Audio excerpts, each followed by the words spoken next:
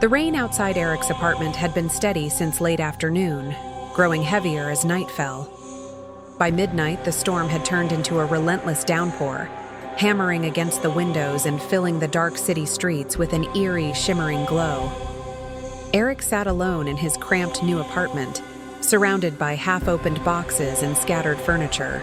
He had moved in just 3 days ago and was still adjusting to the strange stillness of the building.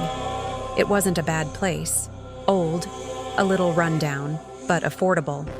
The walls were thin, and sometimes he could hear his neighbors arguing or televisions blaring faintly through the plaster. But tonight was different. Tonight, the storm drowned everything else out, leaving him with only the sound of water against glass and the occasional rumble of thunder rolling across the sky. He had been about to fall asleep on his couch when he heard it. A slow, rhythmic dripping sound. At first, Eric thought it was just the storm finding its way through the cracks of the old building. But after a few moments, he realized something was off. The sound wasn't distant. It wasn't the rain on the windows. It was inside. Drip, drip, drip. Eric sat up and frowned. The noise was coming from the hallway that led to his bedroom. He grabbed his phone, using its dim glow to light the way, and followed the sound. His socks brushed against the cold wooden floor until he froze in place. There, leading from the front door across the floorboards, were wet footprints. Bare, human footprints. Eric's stomach dropped. The prints glistened faintly in the dim light, each one perfectly clear, as if someone had just stepped out of a shower and walked barefoot through his apartment. But he lived alone. He had locked the door hours ago. No one should have been inside. The rain pounded louder against the windows as he followed the trail, heart thundering in his chest. Each footprint seemed to be pulling him deeper into the apartment, toward his bedroom. The prints grew fainter the closer they came to his bed, until they stopped at the edge of the mattress. Eric's hand trembled as he reached out toward the bed frame. The room was silent except for the storm, but in the corner of his eye, he thought he saw the blanket shift. Just the slightest movement, as if something was hiding underneath. He took a step back, clutching his phone like a weapon. His instincts screamed at him to run, to get out of the apartment and into the rain, but his curiosity held him frozen. Finally, he reached down with his free hand and yanked the blanket away. Nothing. The bed was empty. Eric let out a shaky breath, half relieved, half terrified. He sat down on the edge of the bed, trying to calm his nerves. Maybe the footprints were a trick of the light. Maybe he had tracked in water earlier and hadn't noticed. He reached for his phone again, planning to take a picture to reassure himself. But the screen flickered before going black. The battery had been at 60% just minutes earlier. In the silence, the dripping sound returned. Louder this time. Drip, drip, drip. Eric's eyes darted around the room.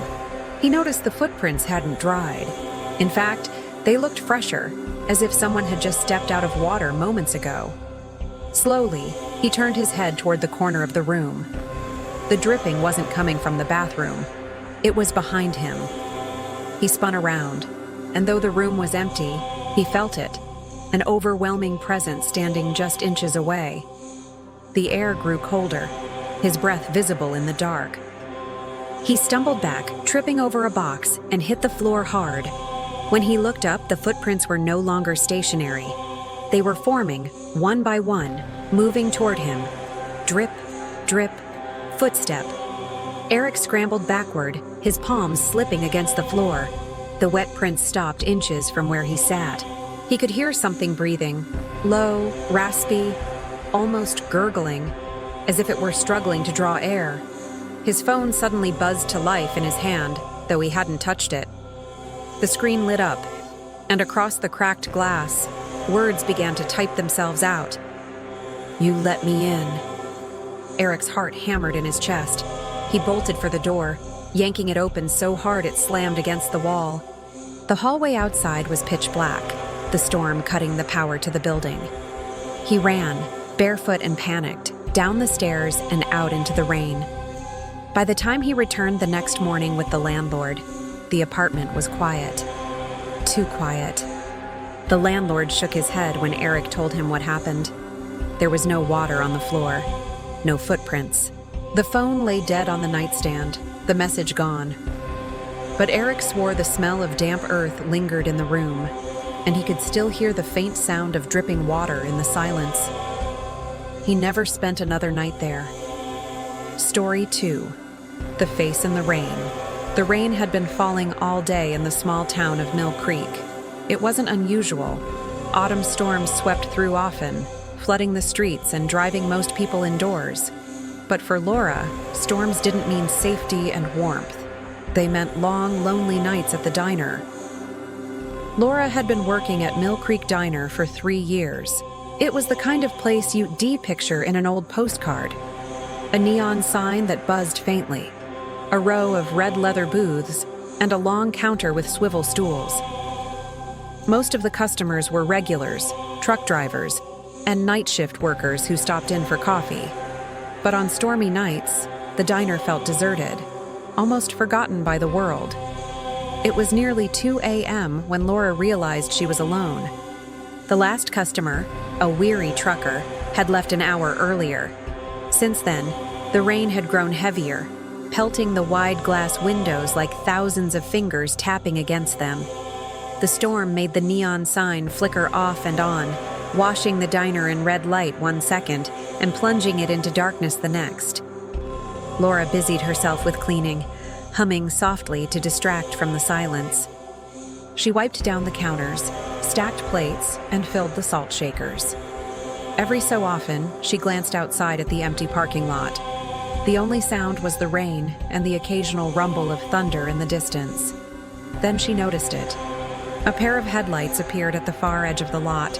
A car pulled in slowly, its engine low and steady. Laura paused, watching as it rolled into one of the spaces facing the diner. The lights stayed on, glaring through the rain, making it hard to see who was inside. She expected the driver to open the door and rush in out of the storm, but no one moved. Minutes passed. The engine stayed on. The headlights glared, but the driver never stepped out. At first, Laura thought maybe the person was making a call or just waiting out the rain. But as the storm raged on, unease crept in. Something about the stillness of the figure behind the glass unsettled her. Whoever it was, they hadn't budged an inch since parking. Their head seemed tilted, angled directly at the diner's front door. She tried to shake it off. Maybe it was just someone too tired to drive, or someone who'd fallen asleep. Still, she couldn't ignore the prickling feeling on the back of her neck. She told herself not to stare, but every time she looked away, she found her eyes drifting back to the car. After 10 minutes of this, Laura's nerves got the better of her. She dried her hands, walked around the counter, and stepped closer to the window. The rain distorted everything outside, smearing the figure into a vague silhouette. She squinted, trying to make out a face, but all she could see was the faint outline of a head, unmoving, watching.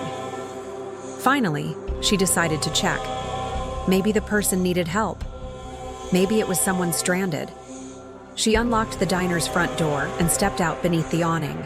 The rain was relentless, slamming against the roof, soaking her shoes instantly.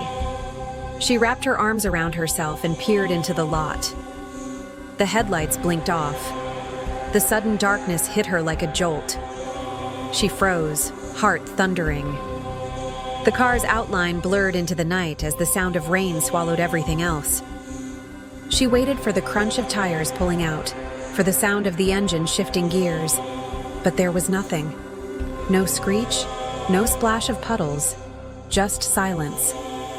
When she blinked, the car was gone. The lot was empty. The rain fell steadily on the black pavement, shining under the street lamp. Laura's mouth went dry. She knew what she had seen. She hadn't imagined it. The car had been there, lights on, engine running. And yet, it had vanished without a trace. She hurried back inside, locking the door behind her. Her hands trembled as she gripped the keys. For the next few minutes, she tried to calm herself by going back to her chores. Maybe exhaustion was making her see things. Maybe the storm had played tricks on her eyes. She stacked cups, refilled napkin holders, anything to keep herself busy. That's when she heard it. Ding. The soft, familiar sound of the diner's front door chime, the bell that rang whenever someone walked inside. Laura froze. Slowly, she turned toward the entrance. The door was still locked. The glass reflected only her own pale face and the storm beyond. Her chest tightened. "Hello?" she called, her voice barely above a whisper. No answer. She glanced around. The booths were empty. The counter stools stood still. The kitchen door swung slightly on its hinges, but the kitchen itself was silent. She forced herself to walk the length of the diner, checking every booth, peeking behind the counter, even opening the restroom doors. Empty. The place was completely empty. She returned to the front, heart pounding, telling herself it was nothing, just a glitch in the old bell. She reached for the rag on the counter but stopped mid-motion. Her eyes drifted to the window. Through the rain-streaked glass, pressed right against it, was a face. It was pale, with hollow eyes and a slack mouth, staring directly at her from the other side of the glass. The rain poured down the window, dripping across its features, but the face never blinked, never moved. Laura stumbled back with a sharp gasp, her breath catching in her throat. She wanted to scream, but no sound came out.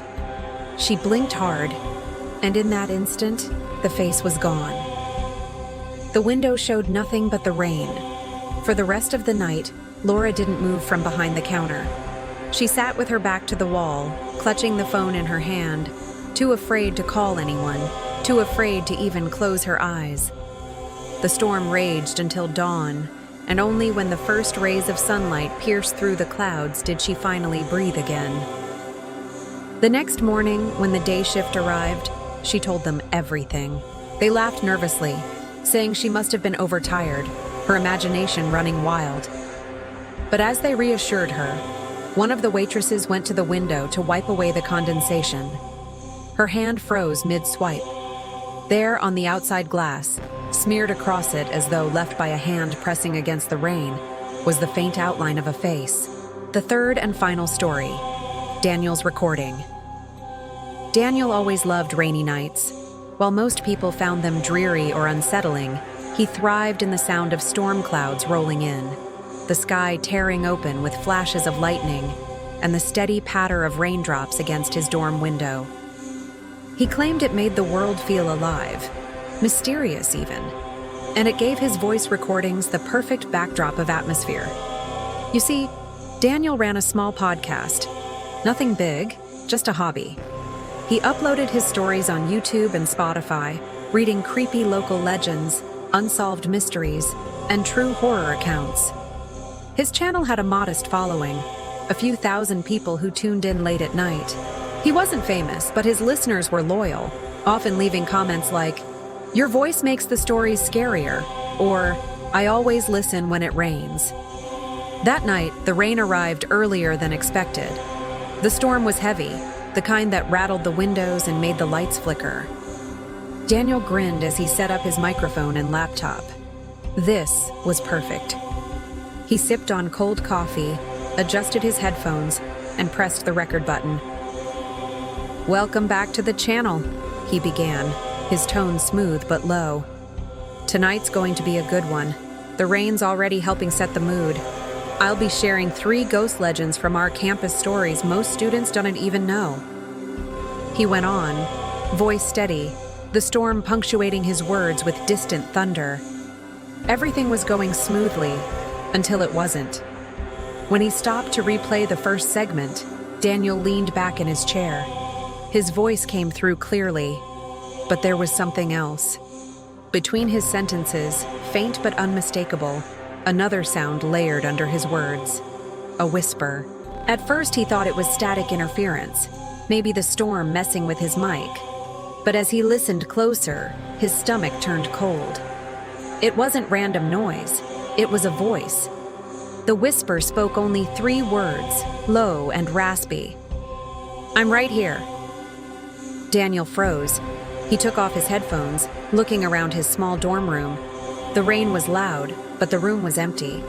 His door was locked, and his roommate was gone for the weekend. Shaking it off, he muttered, "Glitch? Must be a glitch." He deleted the file and hit record again.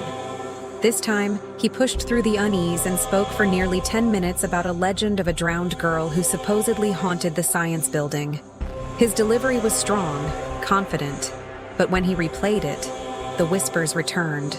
They were louder, and this time, they said his name. "Daniel!" He ripped off his headphones and stared at the mic as if it had betrayed him. His heart hammered in his chest. He glanced at the door again. Still locked. He tried laughing, convincing himself it was just his imagination, maybe his brain finding patterns in the white noise. But then the door creaked. Slow, long, drawn out. Daniel's eyes darted toward it. He swore he had locked it earlier. The handle shifted downward, just slightly, as if someone was testing it. Summoning courage, he sprang up, yanked the door open, and stared into the empty hallway. No footsteps, no shadows, just the hum of rain and the faint buzz of the dorm's fluorescent lights. Uneasy, he shut the door and dragged his desk against it, blocking the entrance. His hands trembled slightly, but he forced a smile. "Content," he whispered to himself. "If nothing else, it's good content." Back at his laptop, he clicked record again. "Okay," he said into the mic, voice shaky now. "You guys won't believe this. I keep hearing whispers in my recordings. It's like someone else is here with me. I'm not sure what's happening." He stopped. Then it happened. On his screen, without his hands touching the keyboard, text began typing into the document. Letter by letter, slowly and deliberately. "You can't ignore me." Daniel's breath caught in his throat. His first instinct was to shut the laptop, but he couldn't move. His limbs felt frozen, heavy, like something was pressing down on him. The words vanished, replaced by another sentence. "Turn around." Every hair on his body stood on end. He didn't want to. Every instinct screamed not to. Yet something inside him, curiosity, fear, maybe both, made him slowly twist in his chair.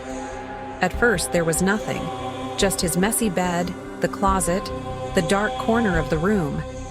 But then the lights flickered. In that brief second of darkness, he swore he saw it, someone standing in the corner. When the light returned, the corner was empty again. Daniel's chest rose and fell in quick, shallow breaths. His mouth was dry. He whispered to himself, "It's just in my head. I'm just tired." He sat back at the desk, forcing himself to continue. His fingers hovered above the keyboard, but before he could type, the laptop emitted a high-pitched distortion, almost like feedback. Then, in his headphones, clear as day, he heard the whisper again. "Look at me!" Daniel yanked the headphones off and shoved them aside. He refused. He kept his eyes on the desk, on the glowing screen. But the air in the room felt heavier, thicker, like someone was leaning over him. He could feel breath against the back of his neck. Then, footsteps, slow, deliberate, circling his desk. 1 step, 2, 3. He squeezed his eyes shut, shaking his head. No, no, no. When he finally dared to look up, the screen had gone black. His reflection stared back at him, pale and wide-eyed. But it wasn't alone. Behind him, in the reflection, was another face. Gray, expressionless, empty eyes staring directly at him. Daniel screamed, slamming the laptop shut. The lights in the room flickered violently before cutting out entirely.